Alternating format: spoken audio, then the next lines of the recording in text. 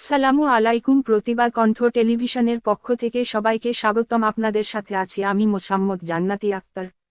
দিনাজপুরের ঘোড়াঘাটে একটি ট্রাকের ধাক্কায় ঘটনাস্থলেই চালকের সহকারী হেলপার নিহত হয়েছেন।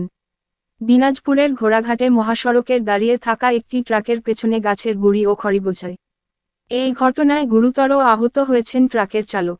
শুক্রবার 6 সেপ্টেম্বর ভোরে দিনাজপুর গোবিন্দগঞ্জ আঞ্চলিক মহাসড়কের কানাগাড়ি বাজার এলাকায় এ দুর্ঘটনা ঘটে। খবর পেয়ে ফায়ার সার্ভিস এসে দুজনকে উদ্ধার করে উপজেলা স্বাস্থ্য কমপ্লেক্সে নিয়ে যায়। বিষয়টি নিশ্চিত করেছেন ঘোড়াঘাট থানার officer in charge OC Asaduzzaman Asad. নিহত হেলপার হলেন শ্রী সৌরভ পাহান, 22, জয়পুরহাটের পাঁচবিবি উপজেলার সুলতানপুর গ্রামের শরীফত পাহানের ছেলে।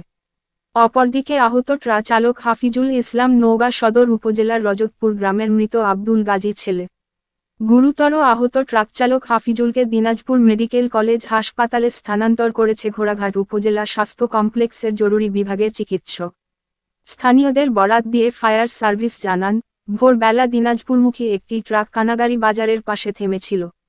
একই সময় ঘোড়াঘাট থেকে দিনাজপুরগামী গাছের গুঁড়ি ও খড়িবোঝাই অপর একটি ট্রাক দাঁড়িয়ে থাকা ট্রাকের পেছনে থেকে ধাক্কা দেয়। এতে পেছনের ট্রাকটির সামনের অংশ দুমড়ে মুচড়ে যায়। খবর পেয়ে ফায়ার সার্ভিস সদস্যরা স্থানীয়দের সহযোগিতায় চালক ও হেলপারকে উদ্ধার করে। তবে ঘটনাস্থলেই মারা যান ট্রাকের হেলপার সৌরভ। ঘোড়াঘাট উপজেলা স্বাস্থ্য কমপ্লেক্সের জরুরি বিভাগের মেডিকেল অফিসার ডা. আহসান হাবিব বলেন, সকালে গুরুতর আহত অবস্থায় মধ্যবয়সী একজনকে হাসপাতালে নিয়ে আসা হয়। তার অবস্থা গুরুতর হওয়ায় আমরা দিনাজপুরে স্থানান্তর করি। অপর এক যুবককে আমরা মৃত অবস্থায় পেয়েছি।